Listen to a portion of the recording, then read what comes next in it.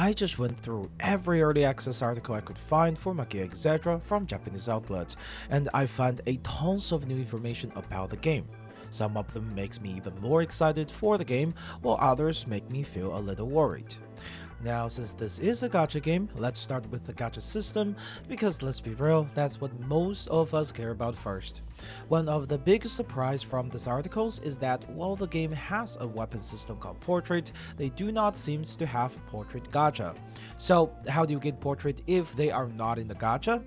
Well, there are a few different ways. First, story chapter will have certain notes that reward you with specific portraits, so progressing through the story will naturally give you some pretty important one likely.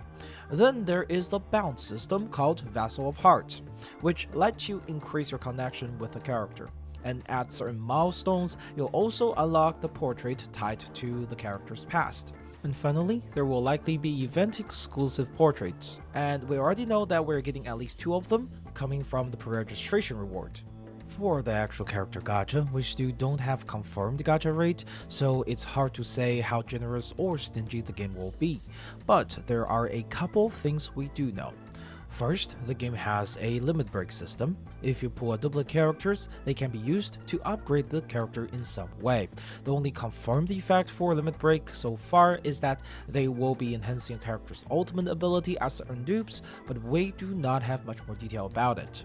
One of the only gacha screenshot I find also show that there will be a petty currency that builds up as you pull, though how exactly the petty system works is also currently unknown.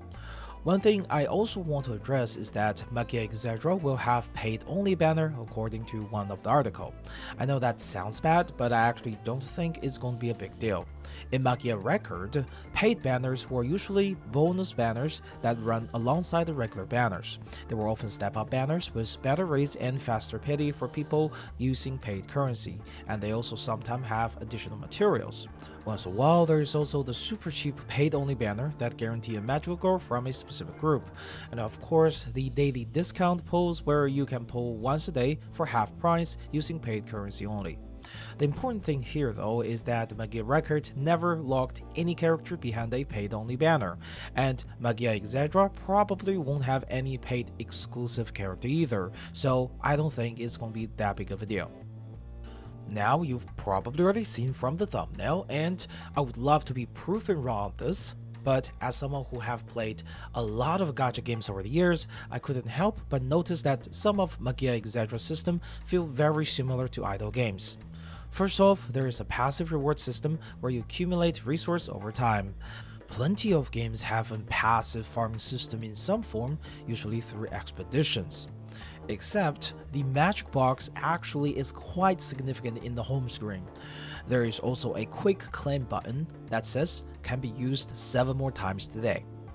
This is a pretty common feature in idle games specifically that have infinite progression system, where they let you manually collect extra reward a few times per day, often monetizing additional claims with premium currency. One of the article even said that the system will feel familiar to anyone who has played an idle game before, which is not exactly the best sign if you were hoping for a more traditional RPG gacha game. But to be fair, just because the game has an idle reward system doesn't mean it's an idle game. It really depends on how heavily it is integrated into the overall gameplay loop and how much of the progression material is coming from it. The other thing that caught my attention though is how character level cannot go beyond your account level, and none of the previews mention anything like a account level cap. Of course, just because they didn't mention it, it doesn't mean there is no cap. But considering that the idle reward includes player EXP, there could be an infinite growth system on the account that is time-gated with additional monetization. Another potential concern is the battle power system. Now, battle power is pretty standard feature in gacha games. It's just a number that helps you visualize how strong your team is. But in some games I've played, it's also used for a battle power penalty system, where if your battle power is lower than the recommended value, you get a damage reduction or stats penalty in combat. One of the example of this is Nikkei, where if you're even 0.01% below the recommended battle power, you immediately lose 5% of the stats. and that penalty grows bigger as the gap increases. If Magia Exedra ends up using a similar system, it could make progression feels a lot more restrictive, since you'd need to keep upgrading every character, including supports, just to avoid penalties rather than being able to focus on specific character based on your strategy. Aside from just leveling up characters, Magia Exedra has 4 more progression systems that were shown in the early access previews. These are Vessel of Hearts, Limit Breaking the Portraits, Magic Release, and also Ultimate Skill Level. First up, we have Vessel of Heart, which is basically this game's bond system. Each magical girl has a Vessel of Heart level, and as you raise it, you unlock story and portrait tied to that character. Since this portrait could likely be the best in slot equipment for them, the system will probably be an important part of character progression. According to the articles, there are 2 ways to increase the bond quickly: using certain items or through special quests that have limited daily entries. The other progression system is limit breaking the portraits, which, just like character limit breaking, function off getting duplicates. The way to acquire the limit break of portrait is not completely clear, but based on one of the combat footage we got in our hands, it looks like you can clear specific battles to unlock those limit breaks. We also have the Magic Release system, which is another linear progression system for the characters. Based on the screenshot, Magic Release has a max cap of 120 on a 5-star character, but at the start you can only upgrade it to level 30, with higher level unlocking as your character's overall level increases. Upgrading Magic Release requires specific materials and currencies, and every level gives different stats boost depending on the character. The preview didn't go too deep into the specific, but it looks like regular skill levels are also tied to the system. Now, ultimate skills are upgraded differently. They require their own separate materials and currency. And based on the screenshot, it looks like you can only increase an ultimate past a certain level after hitting specific limit break milestones. And for this screenshot specifically, the milestones are Limit Break 3 and Limit Break 5. As for how much impact will the Limit Break actually have on Ultimate, especially if there will be specific mechanic change to the character, we'll have to again wait and see. With the progression out of the way, let's look at the actual gameplay. So in Magia Exedra, we're playing as a mysterious magical girl who has completely lost her memories. And in order to recover our memory, we have to go through the fragment of magical girl's memories. AQ will be guiding us through this. A cube-like creature with green eyes that, let's be honest, looks very suspicious. The home screen is set in the lighthouse, which acts as our main hub. From here, you can access different parts of the game through various icons. Most of these icons are pretty self-explanatory except for Room of Light, which according to the articles function as the game's archive system and lets you view things like character, enemy, and other collected information. Now there is a stamina-like resource displayed at the top of screen, right next to the magic stones. But according to early access previews, this stamina is only used for resource farming stages and not for any main story progression. When you progress through the story chapters, which are the memory of different magical girls, you came across different type of stages: combat, exploration, and recollection.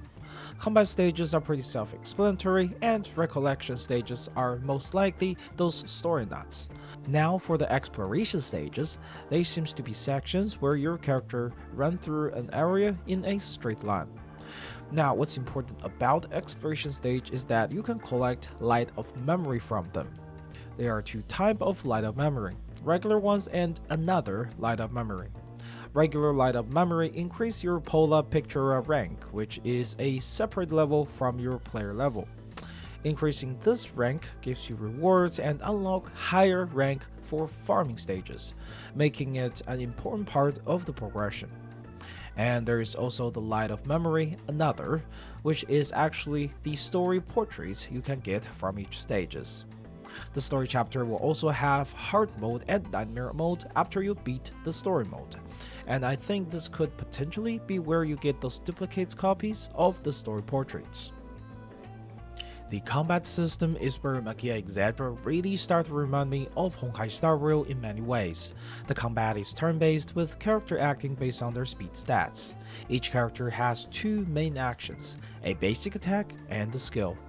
They run on a shared skill point system, and using a skill consumes skill point, while using a basic attack restores skill point. We also have the ultimate, with each character having a separate ultimate energy meter, and once it's full, you can activate their ultimate at any time, immediately inserting them into the action order. While Magia Exedra has a break system, it works very differently from Honkai Star Rail once the enemy is broken. Instead of the small amount of damage increase in Honkai Star Rail, breaking an enemy in Magia Exedra gives a massive damage multiplier. From one of the only combat footage we have right now, we can see the break multiplier start at 150% on mobs, and with each attack done to it, its multiplier increases. And according to one of the article, the damage boost can start at 300% for some bosses and scale up to 800% from additional attacks. Unfortunately, none of the preview directly explain what these red things mean, but based on the footage, it's possible that they are just a timer indicating how long the break state will last before the enemy recovers. The game's presentation from what we have seen so far is insanely good.